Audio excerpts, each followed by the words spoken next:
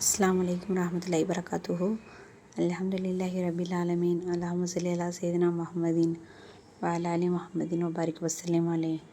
நம்முடைய இஸ்லாமிய அமல்கள் சேனலில் இன்று பார்க்கக்கூடியது நம்முடைய வாழ்க்கையை மாற்றக்கூடிய ஒரு அற்புதமான விஷயங்களை பற்றி தான் நம்ம பார்க்க போகிறோம். இதை கடைசி வரைக்கும் கேளுங்க, அப்போ தான் அதன் பலனை புரிஞ்சு கொள்ள முடியும்.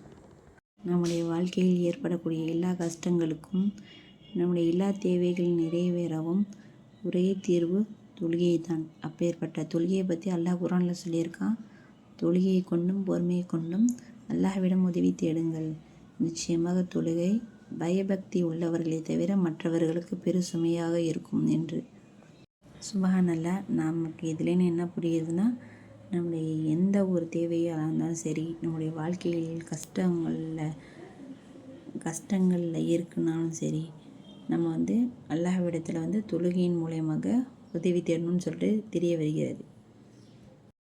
ஹஜ்ரத் ஹுதைபா ரலியல்லாஹு அன்ஹு அவர்கள் அறிவிக்கிறார்கள், நபிகள் நாயகம் ஸல்லல்லாஹு அலைஹி வஸல்லம் அவர்களுக்கு ஏதாவது சிரமம் ஏற்பட்டால் உடனே தொழுகையின் பக்கம் விரைவார்களாம்.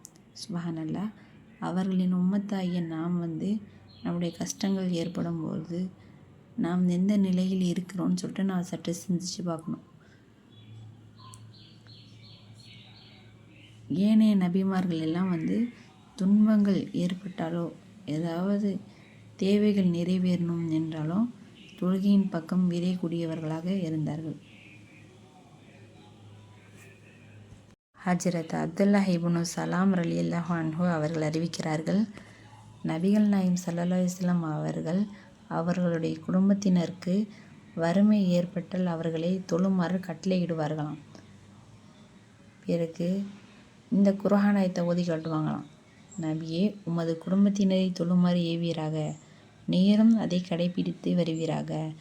நாம் உம்மிடம் எதையும் கேட்கவில்லை, உமக்காக வேண்டிய எல்லா தேவைகளும் நாமே அளிக்கின்றோம். இந்த குர்ஆன் ஆயத்தை உங்கள் குடும்பத்தினருக்கு ஓதி காமிக்கக்கூடியவராக நபிகள் நாயகம் ஸல்லல்லாஹு அலைஹி வஸல்லம் அவர்கள் இருந்தார்கள். ஒருவருக்கு ஏதாவது தேவை ஏற்பட்டாலோ இல்லது கஷ்டங்கள் ஏற்பட்டாலோ நல்ல முறையில் உலு செய்து 2 ரக்காயத்து தொழ வேண்டும். பிறகு அல்லாஹ்வை புகழ்ந்து நபிகள் நாயகம் ஸல்லல்லாஹு அலைஹி வஸல்லம் அவர்கள் மீது ஸலவாத்து கூறி பிறகு கீழ்க்கண்ணும் இந்த துவாவை ஓதி நம்முடைய தேவைக்கு அல்லாஹ்விடத்தில் துவா செய்தால் இன்ஷா அல்லாஹ் கண்டிப்பாக நிறைவேறும். அப்பேற்பட்ட நம்முடைய வாழ்க்கையை மாற்றக்கூடிய ஒரு அற்புதமிக்க ஒரு துவா பற்றி தான் நம்ம பார்க்க போகிறோம்.